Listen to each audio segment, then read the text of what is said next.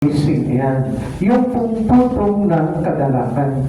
At ano po ba itong bagay na ito? Ito po yung tayo'y makapagligtas.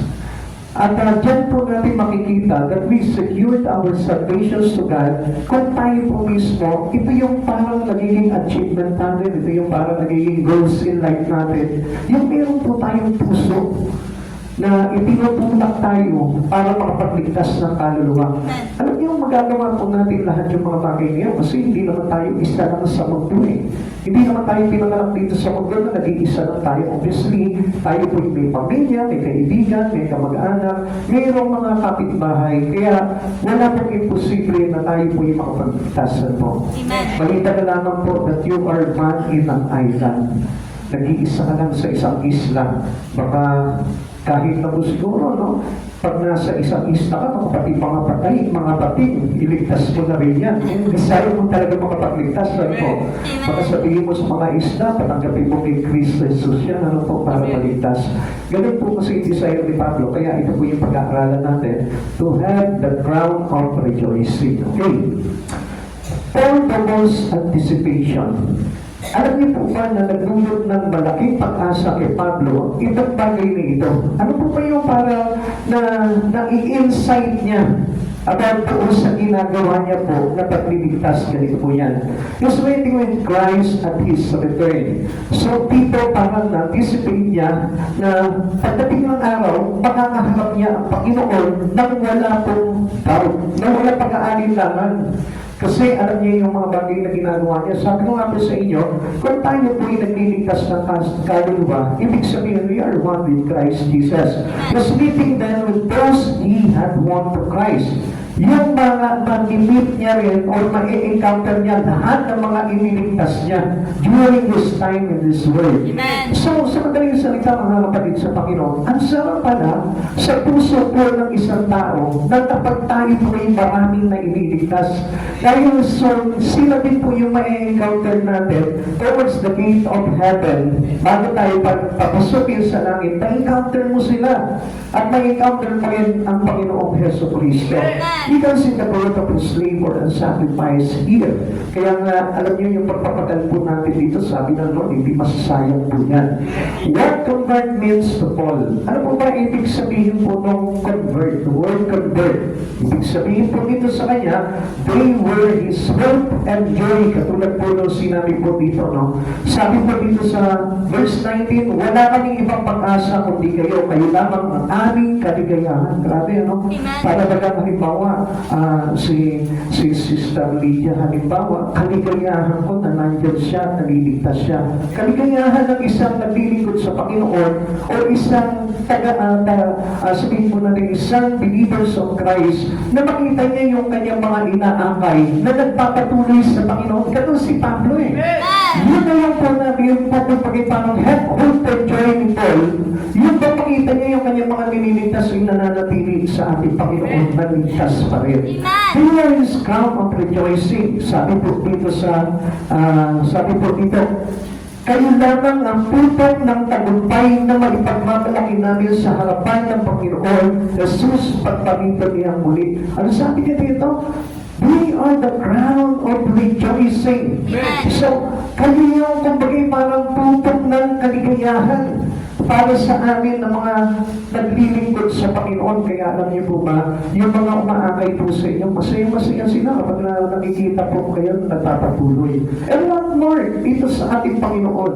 Masaya ang Panginoon kapag nakikita ka na lagi kang aktibo, yung espiritu mo buhay, pagdating po sa harapan ng Panginoon dahil alam niya na nandun na nanatili yung kanyang espiritu sa iyo na nagbibigay sa iyo ng kaligtasan. Kasi once na nawala yung espiritu ni Jesus sa puso mo, yun yung magtatagoy sa iyo eh.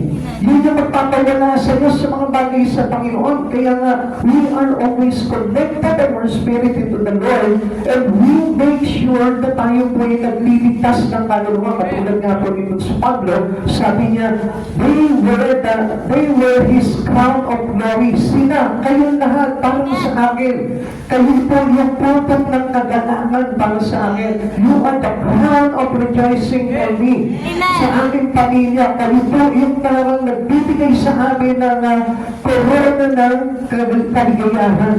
They will His glory and joy. Ang sabi niya pa po dito, oo, kayo ang aming karangalan at kaligayahan. Imagine that, hindi po, ito po si Pablo, hindi niya parang naging karangalan, yung pagiging Pablo niya eh. Kundi ang karangalan niya, yung nagagamit siya ng Panginoon para maligtas siya. I'd like to think, if we compare it into every Christians right now, parang ang karangalan natin, yung mga achievements natin as a Christian eh. Minsan, parang ang karangalan ko, parang maging pastor, ang karangalan ko, yung magkaroon ng maraming kongregasyon. Parang ganun po sa panahon natin ngayon. Pero kay Pablo, hindi ganun ang kanyang karangalan at kagalakan. Ang karangalan kay Pablo at kagalakan, yung makita niyong marami siya na iniligtas. Yung makita niyong marami siya na dadala sa Panginoon. Hindi na mahalaga dito kung ano yung pinag-aralan mo eh. Hindi na mahalaga dito kung ano yung katayuan mo sa buhay. Kundi ang mahalaga kay Paul dito, yung kaluluwa na kanyang inililigtas patungo sa ating Panginoong Jesucristo. Hindi po ba napakaganda po ng puso ni Pablo, no po? Sa kabila nung araw na siya'y mamamatay tao. Ganun po kasi tayo nung araw eh. Bakit po tayo nagiging sanhi ng kamatayan ng ating kapwa? Dahil nakikita nila yung ating mga gawa na it is unrighteous before the eye of God, kaya tinutulakan eh. Kasi ninyo mga kapatid sa Panginoon, if you are parents to your children, kapag mali yung iyong pamumuhay, tutulakan po nila yun. Kaya it goes to them both. Magpapalagay sa kanila ito ng kamatayan. Kaya nga, Paul before was a martyr to every Christian's believer. So kung mapapasin po natin, ganun po tayo nung araw. We know Christ Jesus, pero yung pamumuhay natin is not appropriate to the given life for us by God. Kaya anong ginawa po natin ngayon? Na-convert po tayo katulad ni Pablo, dahil nakilala po natin ang kapangyarihan ng Diyos na nagpabago sa buhay natin. At yan yung nagbigay ng daan po sa ating parang tumibok yung puso natin na magkaroon din ng bahagi sa pagliligtas ng marami. Kaya tandaan po natin, yun yung pinakamahalaga sa atin. That was number one goal of every believers. Walang mga believers in Christ na hindi marunong magligtas ng kapwa niya. Kapag tayo po'y mananampalataya ng ating Panginoong Jesucristo, the main goal of us ay yung po tayong lahat ay makapagdala ng isang makasalanan mapanumbalik natin sa ating Panginoon. What is love for souls did for Paul's life? Ano po ba yung nagawa ng pag-ibig at pagmamahal ni Pablo sa mga kaluluwa? Ano nagawa nito sa buhay niya? Okay, tingnan po natin para maganda po. Una nga the desire of Paul's heart. Silipin po natin yung mithiin ng puso po nito Pablo na ito. Sabi niyo nga po, we admire Paul. Doon sa kanyang ginawa na paglilingkod sa Panginoon. Many Christians, or all of the Christians today, admiring Paul's life. Alam niyo kung bakit? Kasi kakaiba po talaga yung puso ni Pablo eh. Yung puso ni Pablo, hindi nga, he don't mind those pain, those sacrifice, those suffering, whatever things that make his life hard, parang wala sa kanya yun. Basta ang main focus po nito si Pablo, mailigtas ka. Ang main focus po ng puso at pag-ibig po ni Pablo, yung iligtas ka. Wala po sa kanya kung ano ba yung bagay sa buhay niya.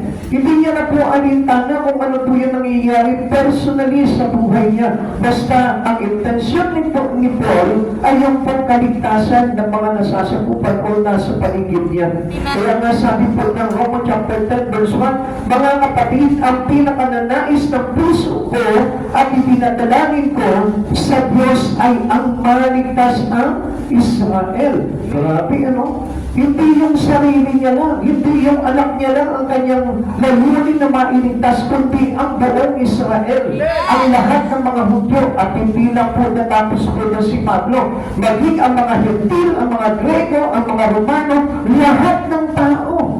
Inabot ng pagmamahal ni Pablo sa kaluluwa.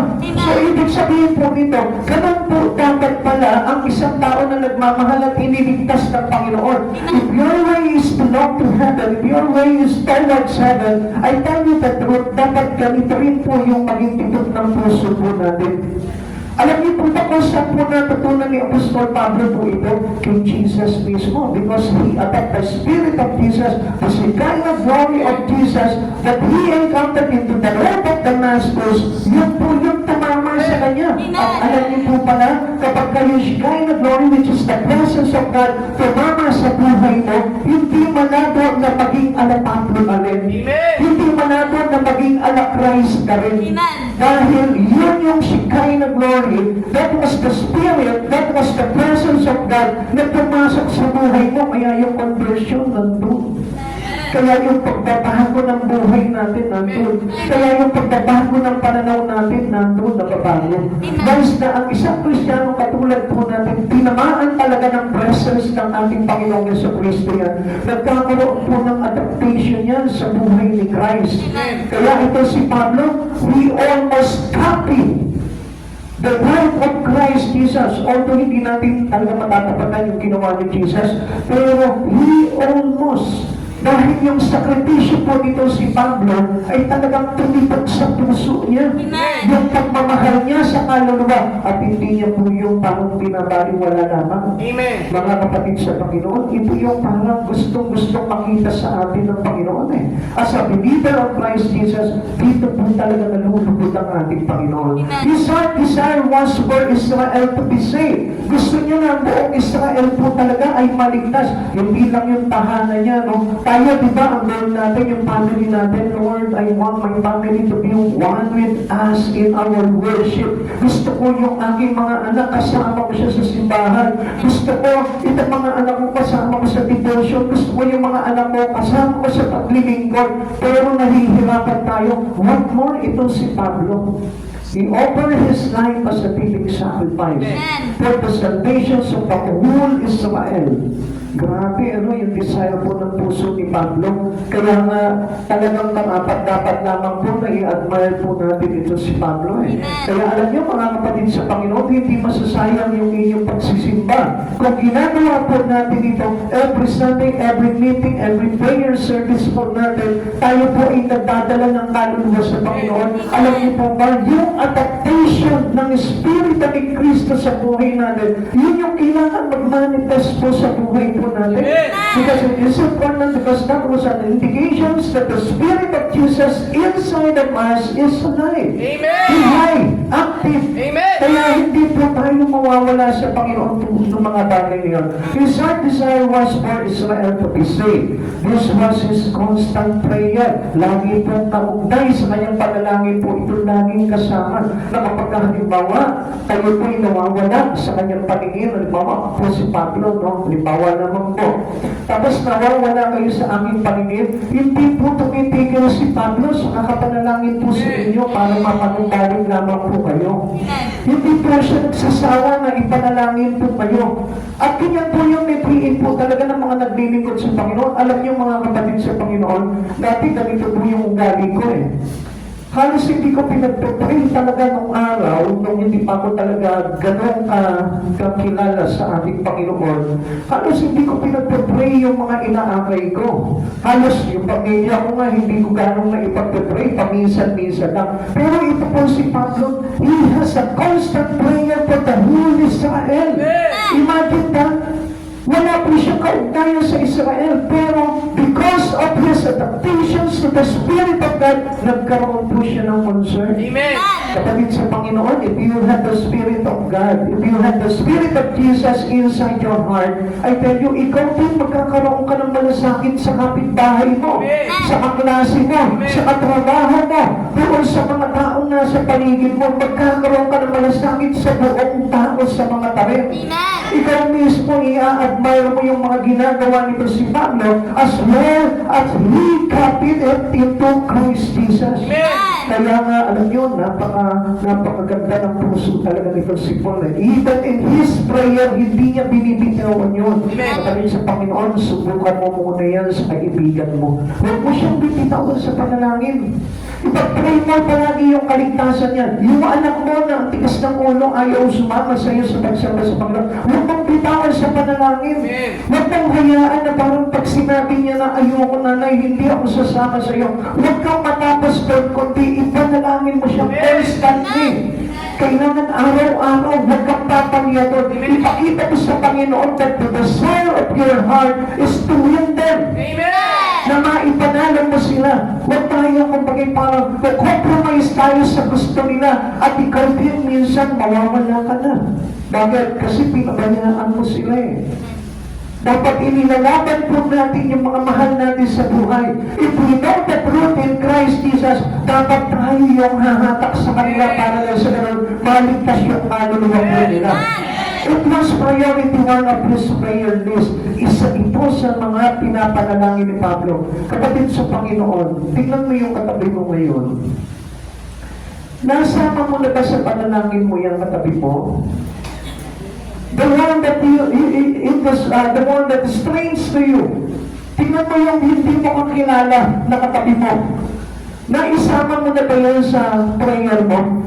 Huwag mo sasabihin, hindi ko naman kilala yan. Paano kong isasama sa panalangin ko yan? Si Pablo, hindi niya naman kilala buong Israel eh. Pero lagi niyang isinasama sa panalangin. Imagine this, people of God. Yung ang anak mo, binaliwala mo na eh. Wala ka, ayaw mo talaga. Wala akong magagawa sa iyo. Kaya even in your prayer, hindi mo na siya sinama. Yung nanay mo, ang tigas ng ulo, ayaw pa lumapit sa Panginoon, matanda na. Ayaw mo na, tinigilan mo na. Pero alam niyo kay Pablo, kahit na nasa pingit na ng kamatayan o nasa daan na siya ng takip silim, hindi pinitawan ni Pablo. It was considered in his priority list. Nandun siya, kasama palagi. Alam mo, nung panahon na yun, kapag halimbawa, ikaw ay Israelita, nandun ka sa panahon ni Pablo, hindi ka mawawala sa panalangin ni Pablo. Amen. Alam mo, kahit hindi niya kilala yung pangalan mo personally, hindi ka niya kilala, siguro ito si Pablo, nagpapray ito sa Lord, Panginoong Jesus, yung kapitbahay namin doon sa akin malapit sa kanto, atupin mo siya, iligtas mo siya. Ganun po siguro manalangin si Paul. Amen. Panginoon, yung nadaanan ko doon, yung nakasakay ko tricycle driver, Lord, abutin mo siya. Ganun po manalangin si Paul. Samantalang ang mga Kristiyano ngayon, matagal ng Kristiyano pero yung kapatid niya pinitawan na sa prayer. Yung kanyang anak, bahala na sa buhay mo, anak, ikaw naman magdadala yan. Hindi po ganun. Kailangan po tayo talagang yung adaptation sa the Spirit of Christ was there inside our heart. Yung kasusuko, yung titigil. Dahil kapag ka ikaw ang tumigil, ang ibig sabihin po nung sinukuan ka na at ikaw na mismo na compromise ka na. Amen? Kaya nga hindi po natin inilimot yung mga bagay na yun. This is not a selfish desire. Ang tawag po dito, hindi selfish desire. Kasi marami po mga Kristiyano ngayon sa panahon natin, selfish ang kanilang desire. Their desiring is to save himself. Yun ang sarili po niya. Kaya alam niyo, kapag ang sarili mo lang ang iniisip mo na maligtas, I tell you, baka malabo pa maligtas yung sarili mo. Amen. Kasi ang sabi ng Lord, yung nagliligtas lang ng sarili, siya mawawalan po nito. Amen. Pero kaya nga napakahalaga sa isang Kristiyano yung paglimot sa kanyang sarili. And that was according to Matthew chapter 16 verse 24. Yung limutin natin, if anyone who comes to Christ Jesus, he must deny himself, take up his cross and follow me, sabi ni Jesus. Kalimutan mo muna yung sarili mo. Amen. Huwag mo munang intindihin yung kaligtasan mo. Ang intindihin mo yung papagawa ko sa iyo. Ang yung pinagawa niya kay Peter. Ang sabi po ni Jesus kay Peter, I will make you a fisher of men. Hindi niya sinabi na sumama ka sa akin, ililigtas kita, Peter. Hindi yun ang sinabi ni Jesus. Kundi, I will make you a fisher of men. Magliligtas ka ng maraming kaluluwa, sabi po ni Jesus. Kaya nga, the first thing that we need is to handle our character. Amen. Oh, we need to enhance our character. If we want to follow Jesus, kailangan yung character natin ay hindi makasarili. Amen. Kundi ang character natin ay katulad po ng character ni Pablo na kung saan mayroon siyang puso't malasakit sa kaligtasan ng buong Israel. Amen. And that was his priority. Hindi niya tinipigilan sa panalangin to. Now, ang tanong dito, what is the desire of your heart? Ano naman yung bituin ng puso mo? Ano ba yung tinitipid ng puso mo ngayon? Maaring, alam niyo, marami pa rin mga Kristiyano, ganito po yung tipid ng puso eh. A new home, better job, a new car. Minsan ganito pa rin po yung ating puso eh. But how do this compare with the desire and souls to be saved? May kukumpara po ba natin itong mga bagay nito sa iyong desire na magkaroon ng kaligtasan ang maraming tao sa paligid mo? Na makapagligtas ka ng mga kaibigan mo? Na makapagligtas ka ng mga katrabaho mo? Na makapagligtas ka ng mga kamag-anak mo? How you compare all these things? Yung iyong mga pangarap sa buhay, personally, paano mo maikumpara ito sa kahalagahan ng pagliligtas ng kaluluwa? Hindi mo pa pwedeng pagkumparahin itong bagay na ito dahil in Christ Jesus, if you are a followers to Christ Jesus, I tell you the truth, walang mahalaga sa ating Panginoong Jesucristo kundi ang kaligtasan mo. Amen. Alam mo kung bakit ka nandito ngayon, personally, si Jesus ang nagdala sa iyo dahil gusto kanyang iligtas. Huwag mo sabihin dahil may nag-anyaya lang sa iyo dito, kundi ang Panginoong Jesucristo ang umabot sa iyo because He decided to save you. Kaya hindi natin pa pwedeng maihambing ito na kung saan, alam niyo, marami po ngayon sa panahon natin ngayon, kaya lang nagsisimba ang Kristiyano kasi gusto niya yumaman. Kasi gusto niya mag-promote sa kanyang trabaho. Kasi gusto niya na magkaroon siya ng bagong tahanan, bagong bahay. Gusto niya lamang yung mga bagay na yun. Kaya lang nakalimutan niya yung adaptations of the Spirit in Christ. Amen. Na kaya pala ako naglilingkod sa Panginoon because I need the Spirit of God. Amen. Yung po pagiging mapagmahal at mapagligtas ng ating Panginoon, yun yung unang-unang dapat na mayroon tayo sa puso. Amen. At huwag nawawala po yun. Walang Kristiyano, ang unang-unang desire niya ay yumaman lang. Amen. Kundi ang unang-unang desire dapat ng isang Kristiyano ay yung makapagligtas po siya ng kaluluwa katulad po ni Pablo. Amen. Kapag tignan po natin kung paano natin ma-compare yan sa kahalagahan po talaga ng desire ni Paul sa kaluluwa para maligtas. Alam niyo po ba si Pablo ganito ano? When Paul hungry, he desires more than food. Nung nagugutom po si Pablo, mas tinisyan niya yung kaluluwa makapagligtas siya kaysa sa pagkain. Samantalang sa panahon po natin ngayon, pag nagutom ka na, wala pa tayong pagkain. Pagkain na agad yung hinihinahanap mo. Bago ka humayo, pagkain na agad yung nasa isip mo. Kung saan ka makakatusok-tusok. Kung saan ka makakapili ng gulaman, wala ka pa naaamay, gusto mo, kapantay ka na doon sa tusok-tusok, magpipika-pika ka na. Kaman katapit sa Panginoon, ang daming tinamaan dyan, oh. Sa ilan nga yung mga tinamaan. O, tignan nyo, ang dami, almost all. Si Pablo nagugutom na, pero he decided to save Saul. Amen. Kahit gutom na siya, ano ba po yun? Tignan niyo po, hindi nagugulaman agad si Pablo. Bakit? Kasi when Paul thirsty, he desires Saul more than water. Amen. Si Pablo nga, water lang eh, sapat na eh. Pero tayo, soft drinks pa. Sito pa. Gulaman pa. Ice tea pa. Milk tea pa. Amen? So nakikita po natin yung katotohanan ng pagiging kaisa ni Kristo. Ito po si Pablo. Dahil sa pag-ibig niya talaga sa kaluluwa dahil maligtas siya. Alam mo ba si Pablo, kaya kanyang ipaglaban talagang maligtas ka lang. Ano pa po ba yung kakaibahan po nito si Paul? When Paul was in jail, he desired Saul more than his freedom. Kaya nga, hindi sumisigaw si Pablo na nakakulong po siya. When they were prison with Silas, hindi po siya sumisigaw, palayain niyo ako, ibalik niyo ako sa Pilipinas. Hindi siya sumisigaw ng gano'n. Kundi ang ginagawa ni Pablo, he sung worship. Amen. He praised God inside his cell. He praised God inside prison. Ang alam niyo, naging bunga po nun yung jailor. Yung isang bantay, yung gwardiya ng kulungan na iligtas niya. Ganon ka-desire si Paul pagdating po sa pagliligtas ng kaluluwa. Ibali na siya nakapinanggo, basta may makalayang kaluluwa. Kapatid sa Panginoon sa buhay po natin, tayo po mismo bilang gulo na, gusto pa natin yung mga kasama natin bilang gupahin. Kaya nga, if ever that we serve God in our life, dapat na maging puso po natin ay magpalaya ng maraming kaluluwa. Hindi yun tayo lang ang lumaya.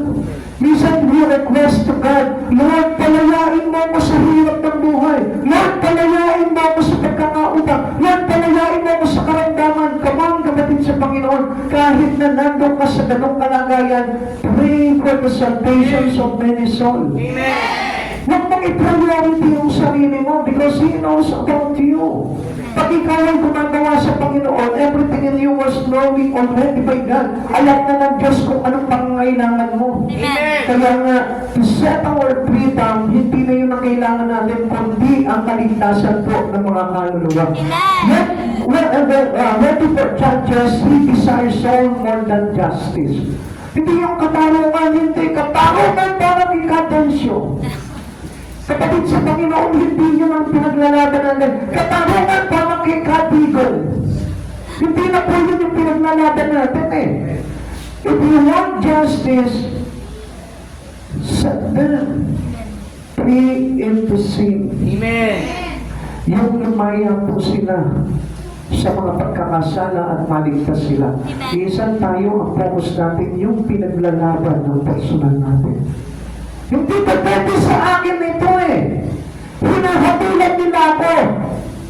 Pero I tell you the truth, si Paul, baliwala sa kanya. Bahala kayo, hatulan niyo ako, pero ang mahalaga sa akin, kaligtasan ng mga kababayan ko. Amen. Kaligtasan ng kaluluwa mo. Yun ang mahalaga po. Na kahit na inuusig ka ng maraming tao, si Pablo, anong ginawa niya? Yun, kaligtasan pa rin ng kaluluwa po natin. Alam niyo, kung hindi ginawa ni Pablo yun, marahil wala tayo dito ngayon. Dahil siya po yung talagang naglagay at nagpalawak ng puso at pag-ibig at pagmamalasakit sa mga kaluluwa. Kaya nga, let us pray one another. Tayo po mismo, isama natin sa panalangin yung bawat isa sa atin o lahat ng tao dito sa mga tarin. Minsan, mga Kristiyano na tayo, nakikita natin yung mga kabataan na papariwara, pero hindi natin sinasama sa prayer. Minsan, kapag nakikinig na ako sa mga intercessory report nila dito, pinakikinggan ko, at pinagpapray lang nila yung sarili nila, Lord, palakasin mo ang aking espiritu. Habang mayroong mga taong nandun pa rin sa impluensya ng mga masamang gawain. Kapatid, before yourself, kailangan yung mga ibang tao muna. That's why brother, yung mga hindi pa nagsisimba, yung hindi pa nakakarinig ng salita ng Diyos, ipanalangin mo sila, Lord, abutin mo itong mga kabataan dito sa national, abutin mo yung mga kabataan dito sa mystical, abutin mo yung mga kabataan sa iba't ibang mga eskwelahan, abutin mo sila nang hindi sila mapariwala. Minsan, ang dami natin nakikitang ganyan, pero hindi natin nai-involve into our prayer. Kaya nga, His desire is for the salvation of many souls. Yun po yung talagang hangarin po talaga ni Pablo. Ikaw, ano ang iyong layunin ng iyong puso? Paano ka magmahal ngayon? At dapat po natin malaman na kung talagang totoo mayroon kang Jesucristo sa puso mo, dapat marami kang nadadala sa ating Panginoon. Amen. Ikalawa, ano ang ginawa ng pagmamahal ni Pablo sa kaluluwa para sa kanyang buhay? Ikalawa, the deciding factors in Paul's behavior. Ano po ba itong deciding factor na ito? Doon po sa pag-uugali po ni Pablo. Ito po yung sanhi ng kapasyahan niya na magpalasakit sa kaluluwa. Like for example, you are here today. What is your deciding factor? Ano po ba yung sanhi ng kapasyahan mo?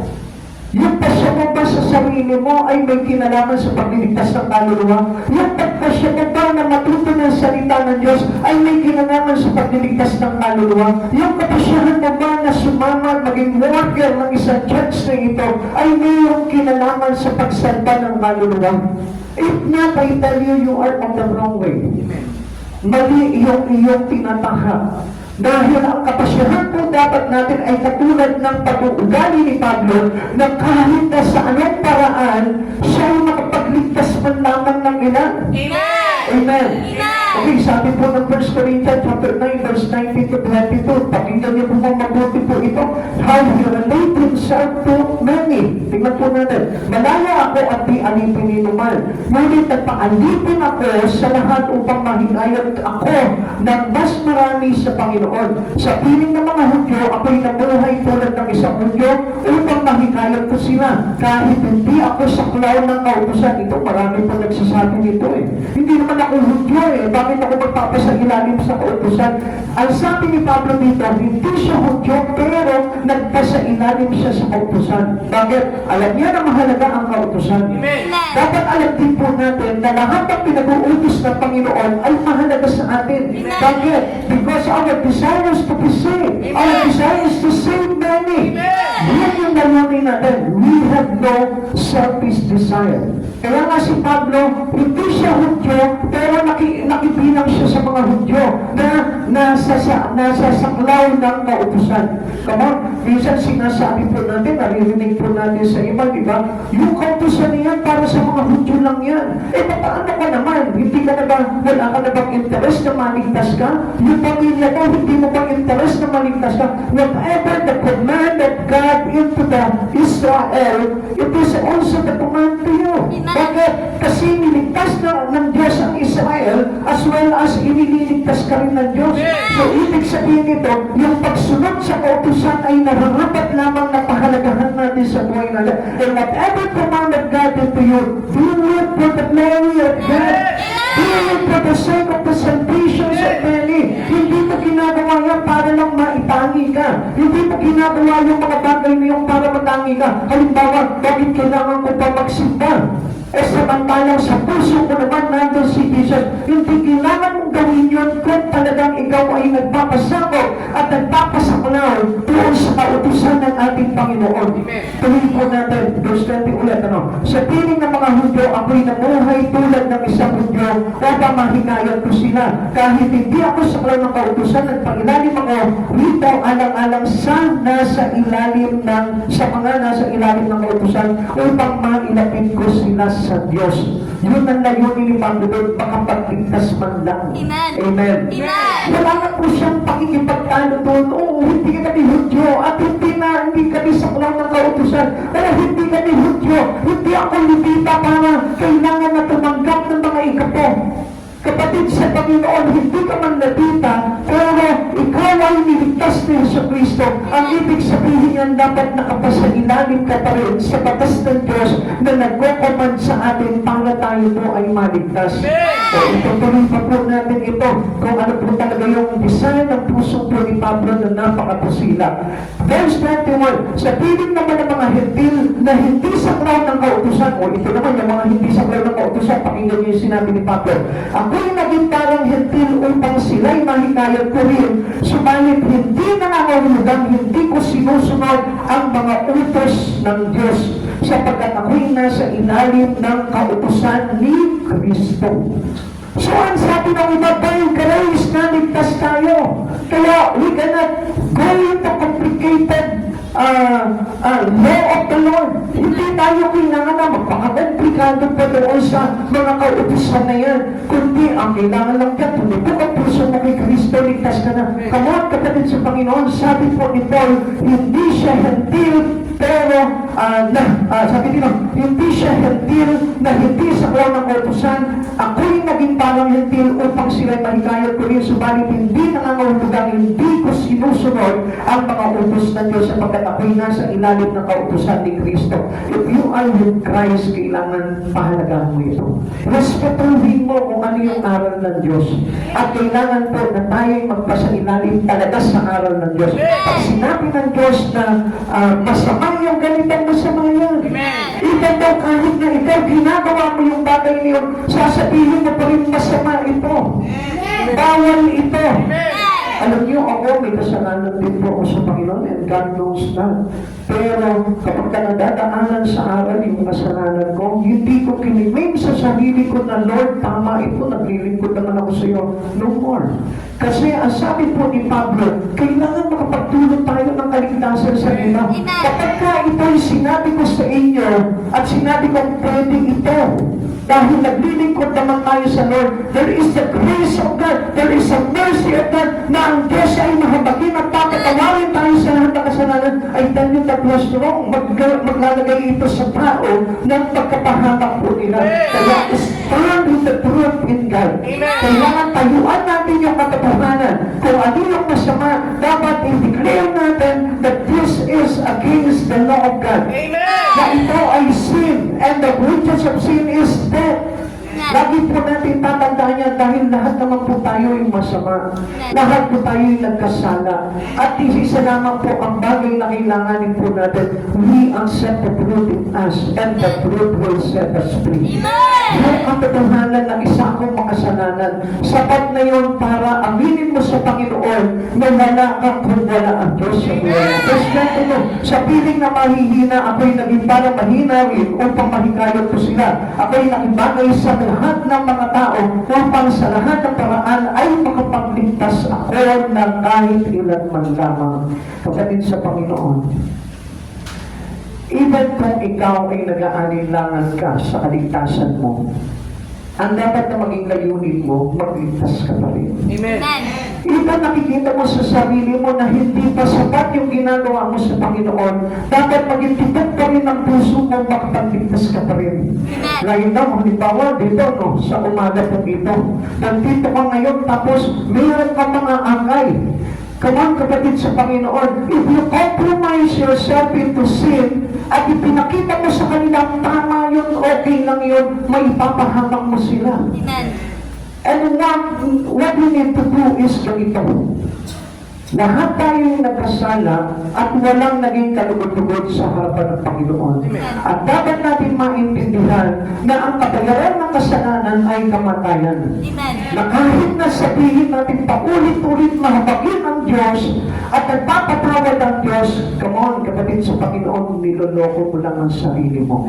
Sapagkat ang Diyos ay hindi natin madadaya. What we sow is what we reap.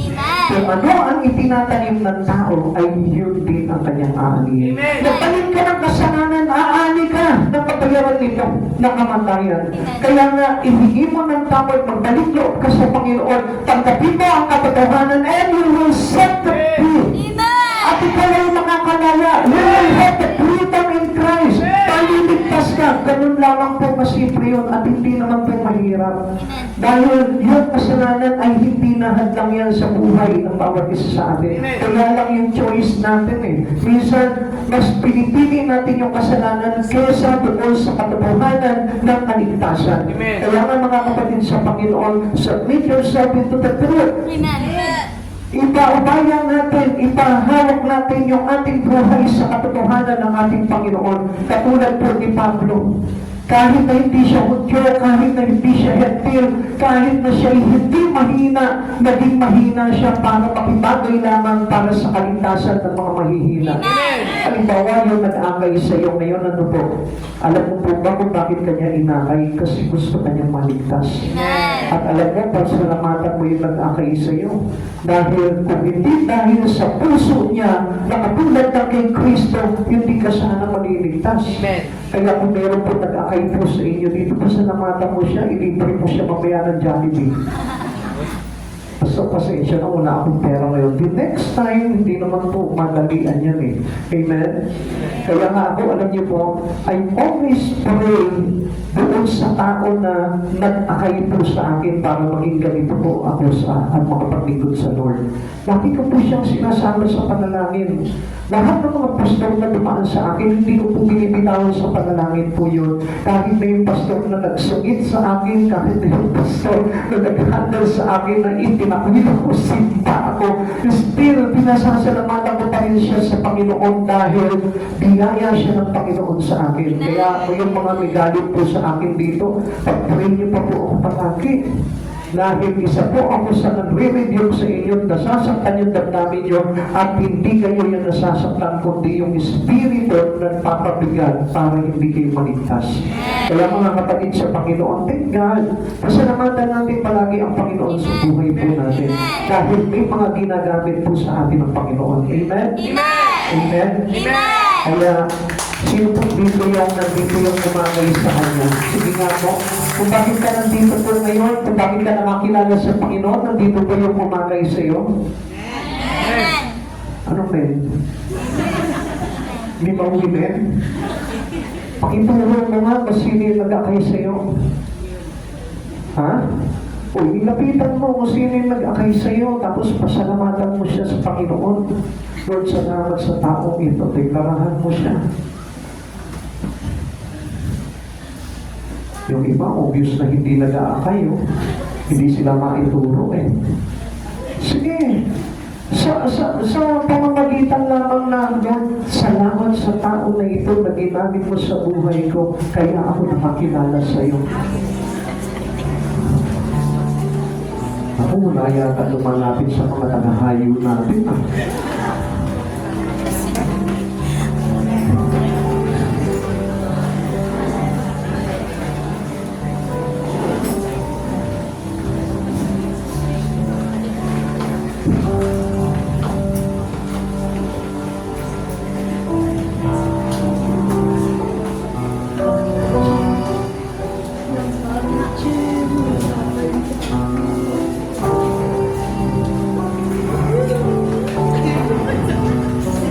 Baka magkaiyakan pa kayo, ha?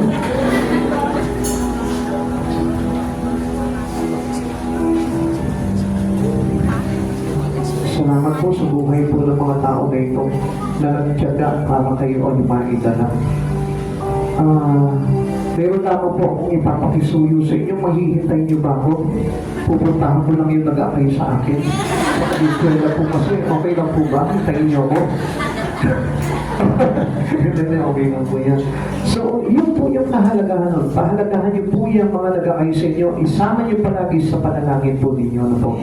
Kaya makikita niyo po, yung puso ni Jesus, ganyan po yan. Katulad ng puso po ni Pablo, na hindi tumigil po sa panalangin yan para lamang maihtig po sila hanggang sa hangganan po ng buhay na walang hanggan. He used every means to save some. Lahat ng pagkakataon ay sinasamantala po ito ni Pablo para lamang po makapagligtas ng ilan. Ito po yung ugali ng kanyang pagpapasya. This is the deciding factor of Paul. Yung lahat ng pagkakataon, siguro kapag si Pablo namamalengke, may naililigtas siya. Kapag halimbawa si Pablo nagpunta sa mall, may naililigtas siya. Kapag si Peter siguro nagpunta sa dagat para mamalakayan ng isda, mayroon din siya na mamalakayan ng tao. Ganun po yung ating pagkakataon dapat. That was our deciding factor. Na sa lahat ng pagkakataon, ginagamit po natin ito para magligtas tayo. At alam mo, kapag ginawa mo yung mga bagay niyo, makatitiyak ka na isa ka pagdating ng araw na makakasalubong ng Panginoong Jesucristo. At alam niyo mga kapatid sa Panginoon, ito yung isa sa kaligayahan po ni Pablo, yung makasalubong niya sa pintuan ng langit, ito mga taong naligtas niya. Kapatid sa Panginoon, hindi po ba kapag naliligtas ka, ito na rin po papunta yung iyong kaluluwa. Na kapag ikaw nagliligtas ka ng isang pakasalanan na lumbalik sa Panginoon, hindi po ba nangangahulugan na doon din papunta yung kaluluwa mo? E paano, Pastor? Ako hindi ka nagliligtas. Eh, alam mo na kung saan papunta yan. Yan po yung katotohanan. If we are belong to Christ Jesus, we do also what Paul did. Kung ano yung ginagawa ni Pablo, kung ano yung ginagawa ng mga apostol, kung ano yung mga ginagawa ng mga tao naglilingkod sa Panginoon. Kasi kaisa tayo ni Kristo. Tayo tumanggap ng kaligtasan, ng biyaya ng kagandahan loob ng Panginoon sa Kristo. Kaya tayo po mismo dapat kaisa tayo doon. Amen. Amen. We serve others to lead them to Christ. Alam niyo po ba, unang-unang karakter na dapat na matutunan po muna natin, pag sa pagkakilala sa Panginoon, you must have the character of a servant. Amen. This character is very important to those who believe Christ Jesus. Kasi kung wala ka nung karakter ng pagiging alipin kay Kristo, hindi mo magagawa itong bagay na ginagawa ni Pablo. Si Pablo, katulad ni Jesu Kristo, nagpaka-alipin po siya.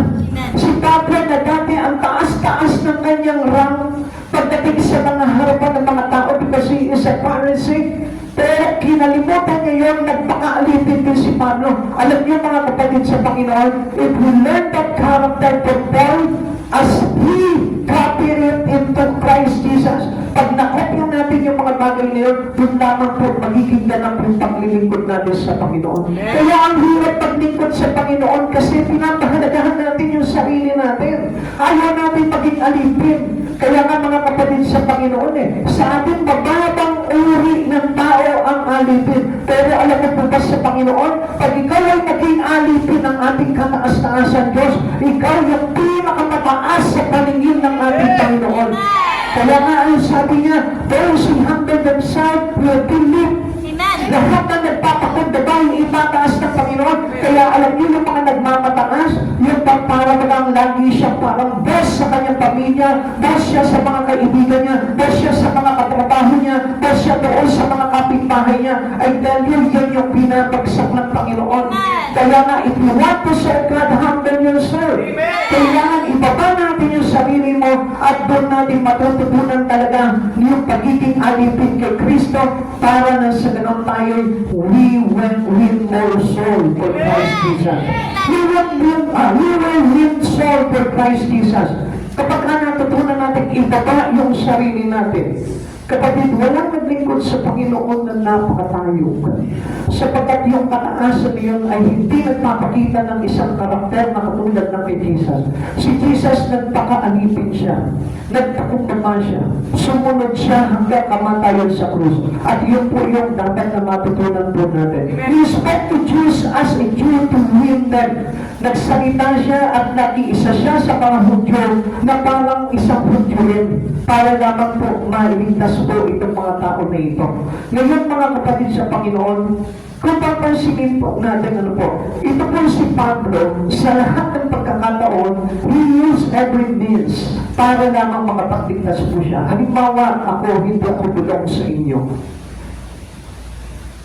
Pwede ako makiisa sa inyo sa hangarin at layunin na mailigtas lamang kayo. Pero kung mapapansin po natin, sasabihin ng iba na medyo jolog sa dating nila, ayoko yung mga ganyan. Medyo parang hindi magandang pakisamahan kaya ayoko ng mga ganyan. Marami tayong mga iniiwasan pagdating sa buhay po natin. Si Pablo hindi siya Hudyo pero nagpaka-Hudyo siya. Dahil gusto niya na makapagligtas. Ngayon mga kapatid sa Panginoon, minsan kapag nakikita natin halimbawa mahirap, hindi ako bilong dito, social ako Ganun po yung isipan po natin, hindi ko type ito puro words of God ito, hindi ko type ito. Kapatid sa Panginoon, as we as a servant to God, kailangan marunong tayo makisama sa lahat. Amen. Hindi tayo nag-Diyos lamang ng gusto natin makisamahan. Kundi dapat po yan ang layunin natin sa pakikisama po natin sa kanila ay para iligtas po sila. Kaya tabi po natin, we met people where they were to win them. Alam niyo po ba na sabi po dito, sa piling ng mga Hentil na di sakla ng kautusan si Moises, sabi po dito, kautusan ni Moises, ako'y naging parang Hentil, di sakla ng kautusan upang sila'y mahikayat ko rin. Hindi ito nangangahulugan, hindi ko sinusunod ang mga utos ng Diyos sapagkat ako'y nasa ilalim ng kautusan ni Kristo. Tingnan niyo po ito. Kapatid sa Panginoon, hindi naman ako umisan, hindi naman ako talagang naglilingkod sa Lord Gusto ko lang magsimba. Kapatid sa Panginoon, hindi tayo maaabot sa ganong kalagayan if we choose openly the things that we wanted into us. Halimbawa, ito na yung mga nangangisnan kong mga kaibigan, kaya ito na lang ang kasama ko. Kapatid sa Panginoon, kung hindi mo ibabagay yung sarili mo, yung pakikisama mo, sa bawat tao, hindi ka magiging alipin ni Kristo. Amen. At hindi ka magiging ligtas. Kaya nga, our fellowship with one another is very important. Amen. Napakabaitan po niyan. Yung pakikisama po natin sa bawat isa. Hindi tayo cannot live alone. Amen. Hindi tayo makakapamuhay na mag-isa sa buhay po natin because we need each other. Alam niyo po, natatandaan ko po yung sa nakasulat po dito sa Biblia about po doon sa journey po nitong si Moises in the wilderness. Hinanap niya po ito si Hobab. Sabi niya kay Hobab, Hobab, you need me and I need you.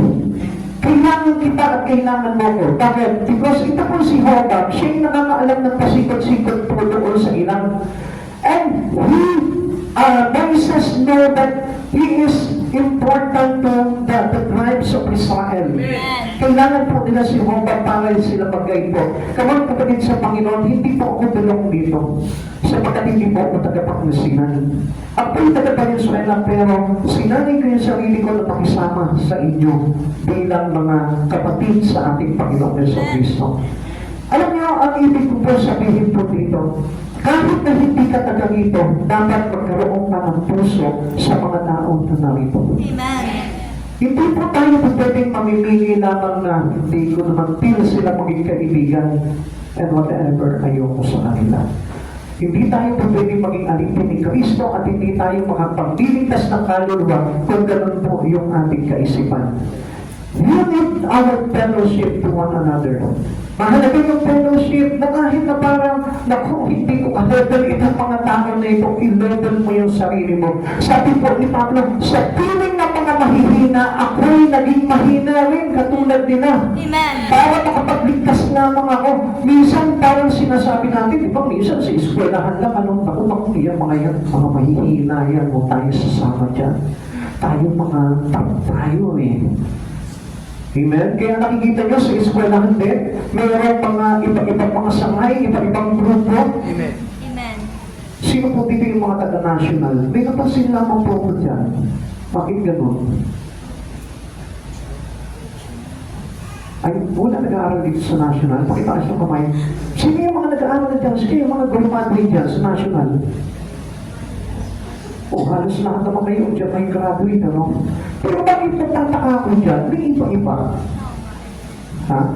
Ano tawag doon? Meron mga special. Ano yun? Specialization. Ha?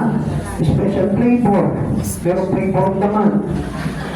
Ano yun yung mga ano nila dyan? Regular. Bakit may mga ganon? Pag special ka, matalino ka, ganon ba yun? Ha? Amen. Kung discrimination yun, so how can we be one with Christ Jesus? Okay, sinasabi ko lang sa inyo na, hindi dapat gano'n. Kahit mahina ang isang estudyante, dapat isama mo sila sa mga matatalino. Bakit? Hindi naman para mag-outstand o hindi naman para ibang grades, ibang sila, kundi para sila po mismo ma-adapt po nila yung pakikiisa. Amen. Alam niyo, magkakaroon po ng gusto yun sa kanilang mga mentalidad. Bakit? Alam niyo po ba? Kasi sasabihin nila, ako galing ako sa mga mahihinang klase lamang yan, ng mga estudyante. Tapos yung iba naman, na nandun sa mga special, ang sasabihin na, uy, ako galing ako sa mga matatalino. Nagkakaroon na yan ng discrimination, nagkakaroon ng division, kaya hindi po dapat ganoon. Kailangan iisa lamang po yan. Amen. Ngayon, kung gusto mo talaga ng gano'n, mayroong mga school talaga na para sa mga mayayaman. May mga school talaga doon sa maraming panggastos.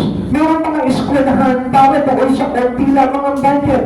Pinaprovide ang gobyerno natin yan, pero doon sa punto na kung saan, iitay-itay natin, pagpapatukurin natin, o ikaw, medyo marunong ka lang, dito ka, sama ka sa mga medyo marunong. Ikaw, marunong ka, dito ka. Ikaw, marami kang talent, dito ka. Hindi pa ganun kailangan eh. Kaya nga, in Christ, kailangan tayo po ay mayroong tinatawag na general fellowship with God. Amen. Walang ipinangi ang Panginoon kung napapansin niyo. Pinakisamahan niya ang mga magnanakaw. Pinakisamahan niya ang mga prostitute. Pinakisamahan niya yung mga mandaraya. Bakit? Kasi pinakita ni Jesus dito that He did not discriminate this kind of people because He wanted to save them. Amen. Like 12, ganun po ang ginawa ginawa ni Pablo? Sa piling ng mga mahihina, siya'y naging mahina. Hindi ba yung parang mga, ito kaibigan ko to kasi mga sosyal to.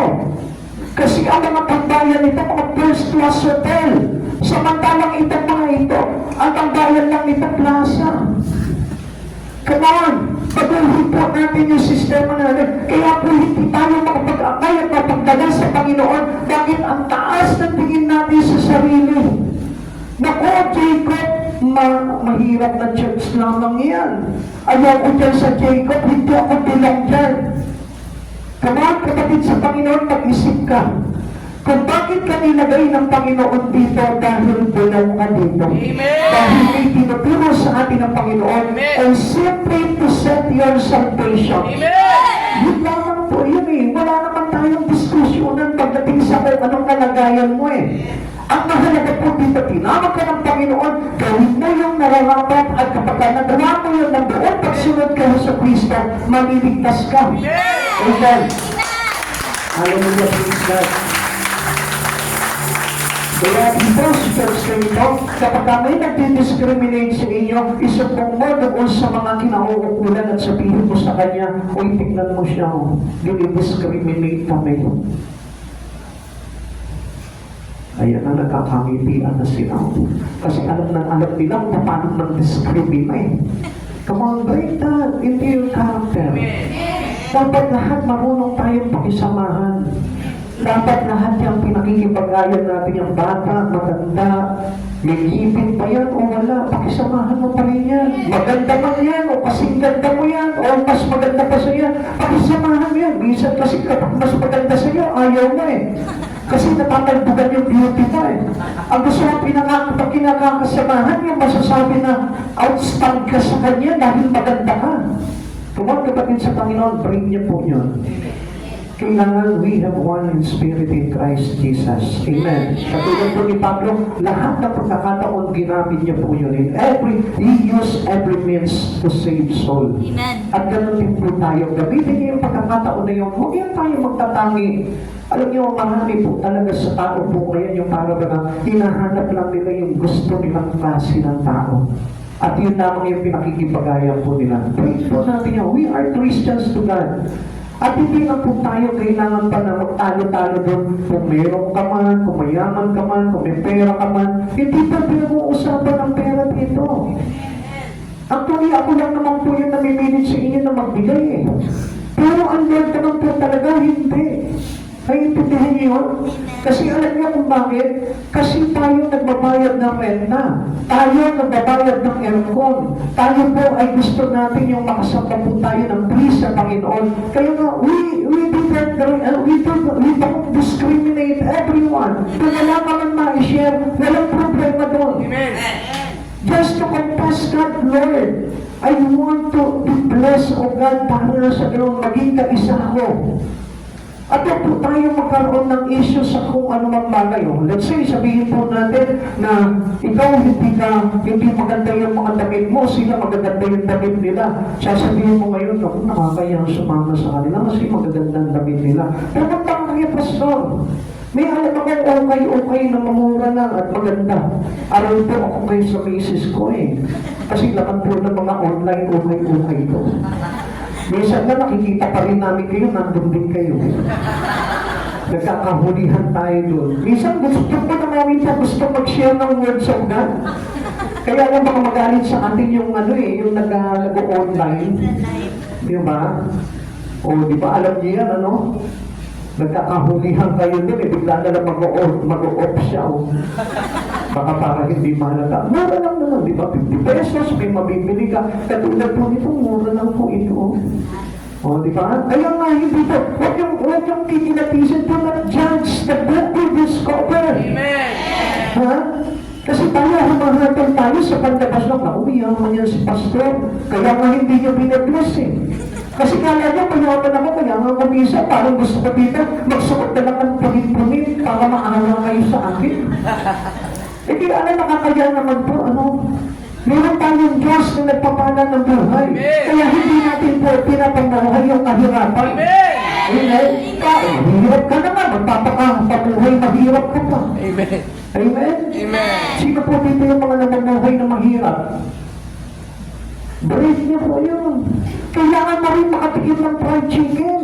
Kailangan mo rin makatikim ng lechon belly. Hinihintay ko nga lang po si sister nung nakamaan doon sa inasal. Hindi, nakita kami yung sister na kumakain sa inasal eh. Thank you po sa Lord. Pinakain tayo ng Lord, ano po. Libre lang po sa amin yun. Sa inyo din po, 40 million, sabi ng Lord. Sabi ko sa inyo eh, hindi naman tayo, kailangan na humanan para makakain ng ganon. Diba? Mukha lang talaga tayong mahirap, kumisan. Dahil pinapamuhay natin yung mahirapan, pero hindi po dapat dahil meron tayong Diyos na nagpapala na po. Kaya nga si Pablo, no? Ano sabi niya? He appeared weak to the weak that he might win them. Pero hindi kiniklaim ni Pablo, mahina siya. Amen? Minsan tayo, hindi wala akong alam sa mga pagpapray, wala akong alam sa pagbabasa ng Biblia. Join us! Walang problema daw kung hindi ko kulang yung iyong kaalaman, kung kulang yung kakayanan mo sa paglilingkod sa Panginoon, walang problema nun. Join us! Kasi si Jesus, hindi naman yan pagalingan eh. Hindi naman sasabihin, oh, magaling ka na, halika dito, paglingkod ka sa akin, come on. Hindi po pinipiling ng Diyos yung mga magagaling, nire-reject niya yung magagaling, yung mga mahuhusay, at ang pinipiling ng Diyos yung mga walang alam. Yung mga mahihina, yung mga outcast. Kaya tandaan po natin, wala tayong dapat na ikahiya. Amen? In prison, Paul praised God to win soul. Kahit na nandun siya sa kulungan. Anong ginawa pa ni Pablo? Hindi niya sinigaw na palayain niyo ako. Kundi anong ginawa pa ni Pablo at ni Silas? Nagpuri sila sa Panginoon because yung pagkakataon na yun, alam ni Pablo mayroong maliligtas pa rin doon na makakarinig ng kanilang pagpupuri. Kaya mga kapatid sa Panginoon, samantalagin mo yung pagkakataon. Halimbawa, nandiyan yung mga kaibigan mo, no? Magpuri ka sa Panginoon, tumawid ka, alam mo, kapag inatod sila ng Espiritu ng Panginoon, makaganda yun. Sasabihin mo, yung ganda ng inaawid mo, ano yan? Baka mamaya, itiktok pa nila yun. So mga kapatid sa Panginoon, this is one thing for us to reach them. Gawin po natin yung mga bagay na yun. Minsan, alam nyo, naranasan ko na po nung araw na sa puso po, kapag bumabiyahe ako, papasok ng trabaho po doon, papunta ako ng Makati po doon, from Valenzuela to Makati, nag-transport lang po ako ng bus. At may dala po ako ng Bible, babasa po ako doon kasi traffic eh. So, yung pagkakataon na yun, hanggang sa may makakatabi ka doon, magtatanong siya, may born again po kayo? Christian po kayo? Ay, pero yun po may open mo na sa kanya ngayon. Kung ano yung bagay na dapat na malaman din po niya. So tayo po, pwede tayo paggamit sa Panginoon. Halimbawa, dyan po sa palengke. Huwag ka makikipagtawaran ng sobra-sobra. Kasi hindi po mahaya yung iyong pagiging Kristiyano. O di bale, konting depression lang naman, o ito, pagpalain ka ng Panginoon dahil alam ko naman na mahirap talagang kumita ngayon at alam ko na sa biyaya ng Panginoon, pagpapalain ka niya sa kita mo. O di na-bless po sila. At yung sa pagkakataon na yun, baka mamaya mag-bless po yung puso nila, yung espiritu nila, alamin po nila, Christian po ba kayo? Saan po kayo sa church? Doon lang na video, makakaangay ka na po doon eh. Kaya lang pistula na ayaw natin gamitin yung pagkakataon na yun. Si Pablo na sa kulo na siya, pero hindi po yung naging handang para makaangay po siya ng tao. Amen. Even in any situation, he desired to win more soul. Kahit na anong sitwasyon po natin. Now, what's different about your behavior? Ano po ba yung problema dito sa ating mga pag-uugali pagdating sa pagiging Kristiyano natin? Now, is this because of your concern of soul? Tayo po ba, kaya po tayo nandito ngayon dahil mayroon din tayo malasakit na magligtas ng kaluluwa? Or is it only to impress others? O para lang masabi natin na tayo ay Kristiyano? O para masabi lang natin na magaling tayo? Come on, let us break this attitude. Amen. Tanggalin po natin ito. Hindi na kailangan na magiging mahusay ka, hindi na kailangan po na maging expert ka pagdating sa pag-aaral ng Bible. Ang importante lang yan, tinatanggap mo ang bawat araw ng Panginoong Jesucristo at willing kang ipabuhay ito, doon lamang po pasukan na doon sa kaharian ng ating Panginoon. Are you careful not to cause others to stumble? Minsan tayo nga po hindi natin iniingatan to eh. Tayo pa yung nagiging katisuran. Minsan, matatagal na tayo mga Kristiyano, pero nagiging katitisuran pa po tayo ng ating mga kapatiran. Kaya nga, ingatan po natin yun. Ingatan natin yung ating mga salita, ingatan natin yung ating mga kilos, at hindi po tayo kung mga basta-basta tayo nabibitaw ng mga salita na kung saan, makakasakit ng damdamin. Kapatid sa Panginoon, bago po tayo magsalita, dapat unawain po muna natin ang bawat kalagayan. Alam niyo, kahit na po ako pastor, marunong din po ako pasaktan. Especially, alam niyo kung bakit? Kasi ang layunin po ng isang lingkod ng Diyos talaga ay ipanalangin po talaga ang buong nasasakupan. At yan po ay aming ginagampanan yan sa harapan ng Panginoon. Dahil hindi namin ito pwedeng hindi kayo isama sa panalangin dahil pananagutan po namin yan. Ngayon kung halimbawa na meron kayong masasabi ng masakit na salita, hindi po ba parang masakit din po sa damdamin po yun? Dahil ang gusto po namin talaga ay maligtas po ang bawat isa at hindi mapahamak. Maturuan kayo ng katotohanan at hindi ng kalikuan. At mailagay na kayo sa totoo at tapat na paglilingkod sa Panginoon at hindi sa pagpapabaw po lamang. How is our life affected because of the concern of soul? Paano po ba naapektuhan itong buhay po natin dahil sa pagmamahal mo at pagmamalasakit mo sa kaluluwa? Yan po yung dapat nating alamin. Are you affected to win soul? Are you affected to lose soul? Tignan mo mabuti kapag ikaw kung totoo ang Kristiyano, dapat kapag nakakakita ka ng mga tao na napapariwara, mga tao na nasasadlak sa mga bisyo, sa mga maling gawain, dapat ikaw mismo affected ka. And this is what God looking for us. Ito yung tinitignan ng Panginoon sa mga Kristiyano kung ikilala sa Kanya. Hindi yung wala tayong pakialam. Amen. Hindi yan, wala tayong malasakit sa kaligtasan ng bawat isa. Alam niyo, ang mahalaga pa nga po niyan, dapat tayo rin po yung nagkakaisa tayo na ginagawa yung mga bagay na yun. Gawin mo sa iyong kapwa yun, gawin mo doon sa mga tao sa paligid mo yun, makikita mo kung paano makalugatan ng ating Panginoon. And last, number 3, the desperation, impulse, manners, and message. Kapag parang desperados po ang Pablo, itong si Pablo, buo sa kanyang pamamaraan at pagpapahayag ng mensahe tungkol sa ating Panginoong Jesucristo. Wala na po siyang pakialam kahit na anong sitwasyon eh. Ganito po, yung kanyang desperation. Alam niyo, hindi niya na po pinapansin kung ano yung problema niya sa buhay.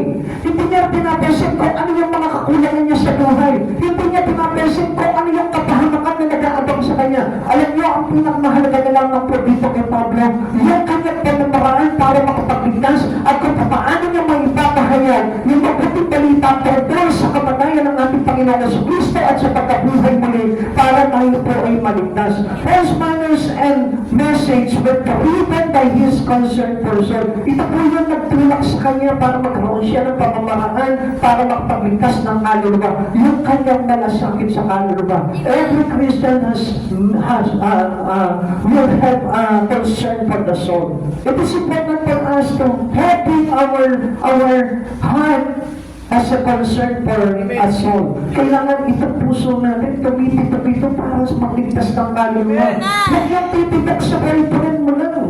Huwag yung titibok doon sa pangangailangan mo lang. Huwag yung titibok sa mga bagay na gustuhin mo lang sa mundang ito. Kailangan bilang isang pananampalataya, tayong may tibok ng puso pagdating sa mga pagliligtas ng kaluluwa. Kaya makikita mo na mayroong mga kapatid po natin na halos hindi na po nag-church. Dapat ikaw mismo yung puso mo, mayroong ka malasakit na alamin kung ano na nangyari po sa kanila. Mayroong ka dapat malasakit doon. At inaalam mo po dapat yung mga bagay na yun. Kaya mga kapatid sa Panginoon, let us express our heart to Jesus.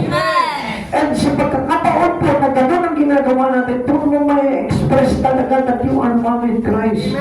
At hindi po yan sa pagkapapakandalupasa lamang po sa pagpapasa ng Biblia, pero wala naman tayong ginagawang pagliligtas ng kaluluwa. Napakahalaga po na ang kaluluwa po mismo ay madala natin sa Panginoon.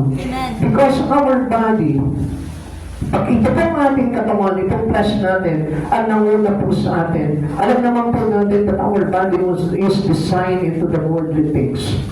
Ang hahanapin po niyan yung kapritsyo ng katawan, yung layaw ng katawan, yung gusto ng mga bagay dito sa sanlibutan, yan ang hahanapin niyan. That if you lead your soul with your spirit, makikita mo, magiging maganda yung iyong pakiramdam mo. At magiging maayos yung iyong pamumuhay. Bakit? Kasi kahit simple lang, basta pinangungunahan ka ng Espiritu kay Kristo, makikita mo lahat ng bagay maganda at wala kang makikita hindi maganda. Kaya tayo puno ng problema sa buhay. Anyway, ang problema kasama po sa buhay natin yan. Hindi mawawala yan. Pero ang problema ay magpapaliwala lamang if you walk into your spirit. Amen. At hindi sa laman. Kasi ang laman maigipin po ito eh. Hindi po ba napapansin? Pero ang Espiritu hindi naiingit yan. Kahit nga patay na yung Espiritu mo, makikita mo hindi naiingit yan sa mga malalakas ang Espiritu eh. Alam mo kung bakit? Kasi ang kalikasan ng ating laman ay mainggitin. Gusto niya kapag nakita niya yung kapitbahay niya na magandang bahay, kailangan maganda rin ang bahay ko. Pag nakita niya halimbawa yung kapitbahay niya, mayroong halimbawang alagang asong maganda, siya rin mag-aalaga rin siya ng asong maganda. Kung wala rin siyang hilig sa asong maganda, pulos ng maganda naman ang aalagaan niya. Lagi niyang tinatapatan niya. Bakit? Because of our envy. Amen. Tayo pa mismo maigipin. Kapag nakita niya successful yung kapitbahay niya, graduate siya, kahit na siya mahina, walang pagpapaaral, at kahit na yung kanyang mga magulang ay gutang-gapang, pipilitin niya magulang niya, "Nay, kailangan makagraduate ako." Hindi nagpatulak ng makatarungan bagay sa buhay niya at makatwiran na katulad niya sa Panginoon. Hindi masama yung bagay niya mangarap tayo. Pero kung ito po'y pagsulat ang nang-inggit po sa puso natin, alam niyo po, hindi makakatulong po sa atin yung bagay niyo. Amen. Kaya nga, the inspirations in Paul's manners and message were treated by his concerned person. May kinalaman palagi sa pagliligtas ng kaluluwa. Amen. Yung may malasakit ka sa kapitbahay mo, sabi ko nga sa inyo, may malasakit ka sa kapwa mo, may malasakit ka sa mga tao sa paligid mo. Huwag na mawawala po yung malasakit na yun. Sabi po ng 2 Corinthians chapter 6 verse 1 and 2, yaman kami magkakasama sa gawain ng Diyos. Pakiusap, tignan niyo pakiusap po ni Pablo dito. Ganito po ko siya ka-desperate. Yaman kami magkakasama sa gawain ng Diyos. Nakikiusap kami sa inyo na huwag ninyong sayangin ang kagandahang loob na ibinigay sa inyo ng Diyos. Sapagkat sinasabi niya, sa unang panahon ay pinakinggan kita. Sa araw ng pagliligtas, sinakululuhan kita. Ngayon na ang kautulang panahon, ito na ang araw ng pagliligtas. Parang sinasabi ni Paul sa iyo, huwag mo nang sayangin yan. Amen. Nandito ka na, nakikinig ka na ng salita ng Diyos, huwag mo nang baliwalahin, huwag mo nang ipagpatukas yan. Kailangan yung kaligtasan na nandito ngayon na sinabi sa Panginoon, kailangan yan ingatan mo sa buhay mo. Huwag mo nang sasayangin yan. Kasi kung minsan makikita po ni Pablo, kung sa kapanahon ng timpo nila nung araw, meron po tinatawag na procrastination. Pero ang Pablo po, ito po si Pablo, he is, parang after po siya into urgency. Gusto ni Pablo yung mabilis. Ayaw ni Pablo na papumpit-tupit po ang Kristiyano bago tumanggap sa ating Panginoon. Kaya nga, sabi po dito sa kanila pinasa natin, now is the accepted time. Ito na yung oras, ito na yung panahon. Now is the day of salvation. Ito na yung kaligtasan. Ito na yung araw na binibigyan ka ng Diyos ng kaligtasan. Kaya kahalagahan mo yung bagay na yun. Kapatid sa Panginoon, we Christian know God that meron po tayong mga kakulangan sa buhay po natin. At obviously, alam ng Diyos naman yung mga kakulangan natin eh. Pero alam po natin na ang Diyos ang nagpaprovide sa atin. At alam natin na ang Diyos may magagawa sa buhay natin. Kaya lang, ang problema lamang po sa atin, marami po tayong dahilan kung bakit nadidelay yung kaligtasan natin. And supposed to be your salvation is the day to day. Itong araw na ito, meron kang kaligtasan. Yan ang dito ka ngayon, nagpapahalaga ka, ini-embrace mo. You are yielded to the words of God. Ligtas ka na eh. Kaya lang sinasabi mo sa sarili mo, this is not the right time. I wait for the confirmations of God. I wait for God's time. Meron ka ng ganun pa tayo eh. Kapag no, hindi yun ang pinakamahalaga, ang mahalaga kay Pablo, the urgency of your accepting time of your salvation. Kailan mo tatanggapin yung salvation mo? Akala mo ba kapag halimbawa nakakilala ka kay Jesus, yun na yung salvation? No, ikaw mismo mag-decide ka that this is the day of your salvation. Alam niyo po ba, hindi po nagsimba ka, salvation na yan. Ang salvation na tinatawag dito, yung pinapahalagahan mo na si Kristo ng buong buhay mo. Yung pinangungunahan mo na ang buhay mo kay Kristo. Yung siya na yung ginagawa ang priority sa buhay mo. At ito po yung bagay na napakahalaga na kung saan nakapaloob ang ating kaligtasan. Ang dami mismo mga Kristiyano ngayon, he delayed their salvation. Pinipili pa nila. Bukas na lang, saka na lang. Ito na nga yung offer na time ng Lord para sa ating kaligtasan. At dapat po natin makita po yung bagay na yun. Now is the day of salvation. Pwede mo ba pakisabi po sa katabi mo?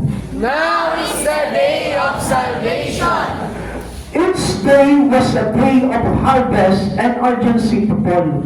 Alam niyo po ba, ang bawat panahon, ang bawat araw, ay daglian na kung saan gusto ni Pablo, ligtas ka na.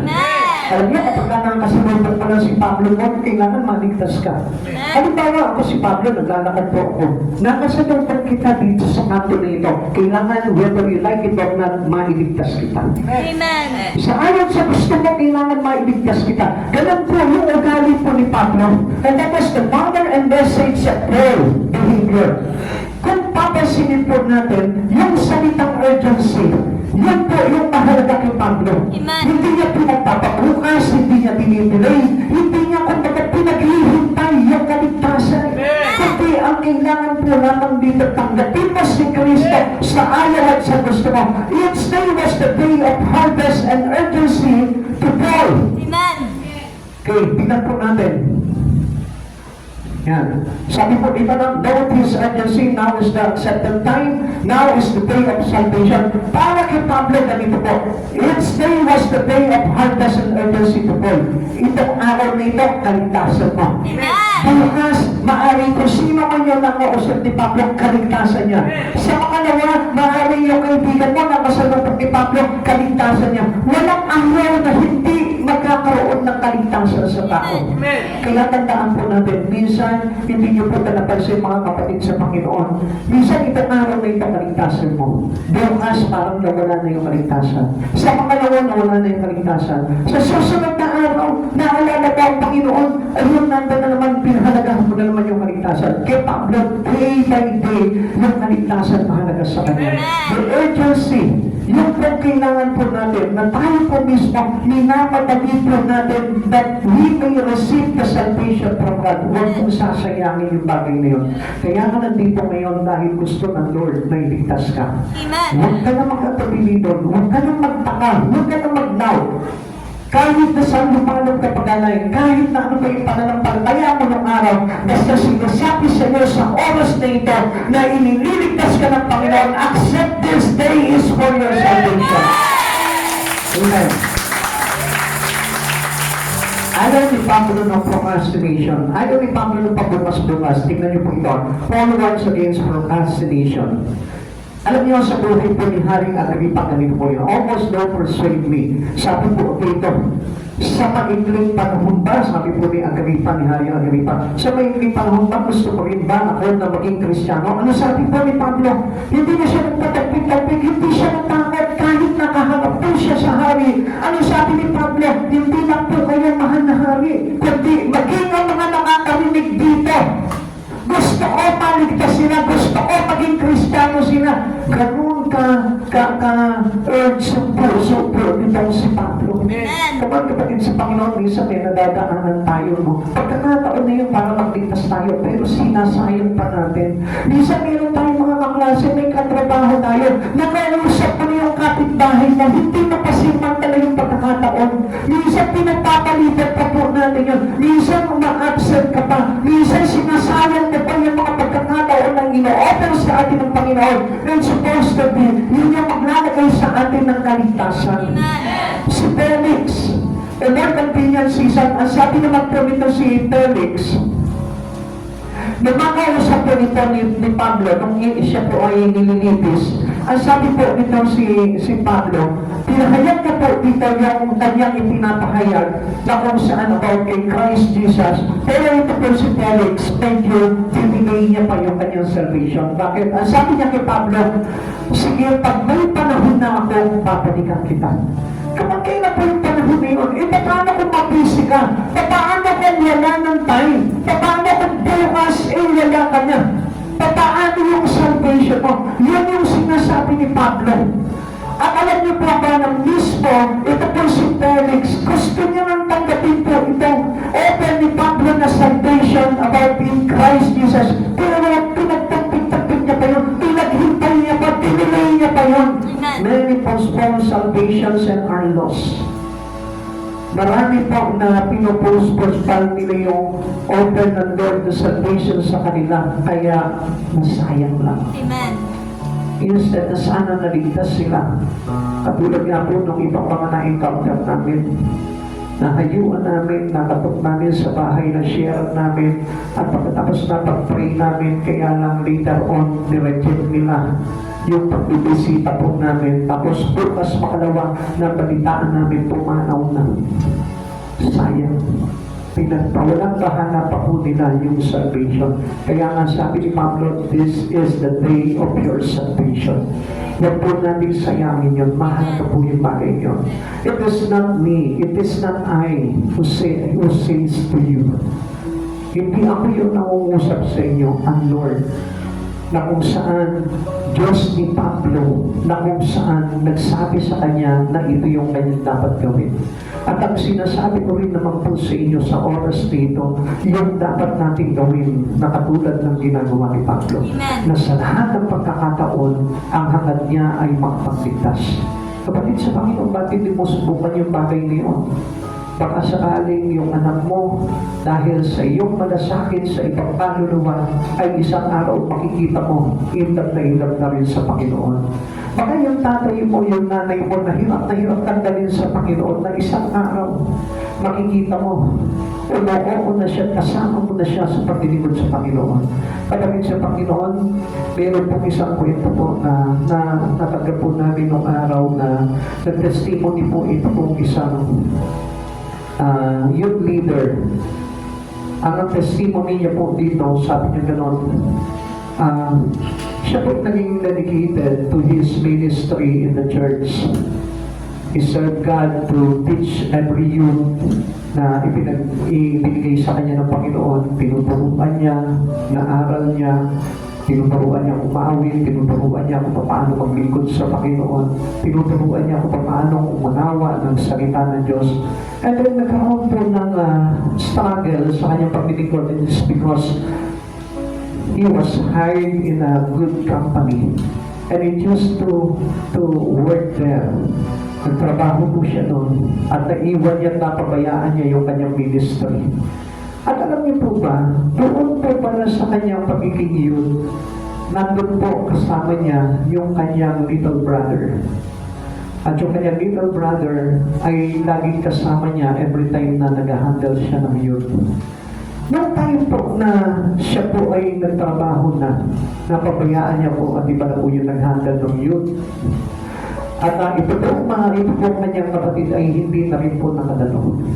Sa araw po, nagkasakit po yung kapatid niya at tuluyan na wala. And he remembered the day that Paul says that this is the day of your salvation. Naalala niyo yun, sabi niya, kung hindi ko sana ginrab yung opportunity ng mundo at nagpatuloy ako sa pagliligtas ng kaluluwa, yung sanang kapatid ko ay naligtas din. Come on, tignan niyo po iyon. Tayo po, nag-church tayo, hindi na para sa sarili natin. Maybe you have your relatives here, you have your parents, you have your loved ones. Paano kaya kung isang araw, ganun din po yung mangyari? Nakatakda na po pala sa kanila ang huli ng Panginoon. Buti po sa anak kong pugunin sila ng Lord. Paano kung sumabit pa yung kanilang kalagayan? Kaya kapatid sa Panginoon, ingatan natin. Kaya kay Pablo, yung urgency, pinahalagahan niya po dito. Ang sabi niya, this is the day of salvation.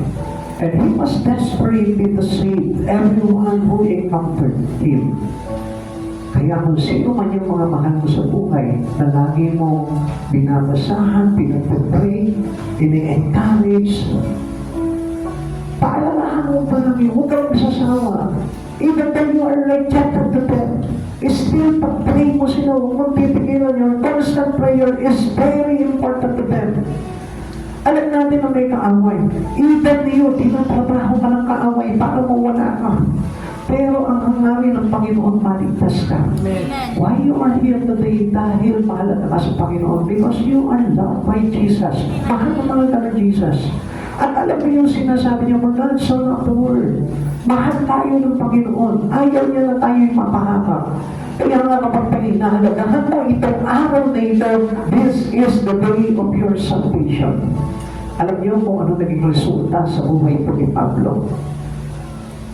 He wins many souls in his ministry. Ang dami na naligtas dahil sa pangangaral ni Pablo. Alam niyo kung meron pong kinaiingitan sa buhay, walang ibang kundi si Paul. Dahil ito si Pablo ay gusto lang talagang pinagamit niya yung buhay niya kay Jesucristo at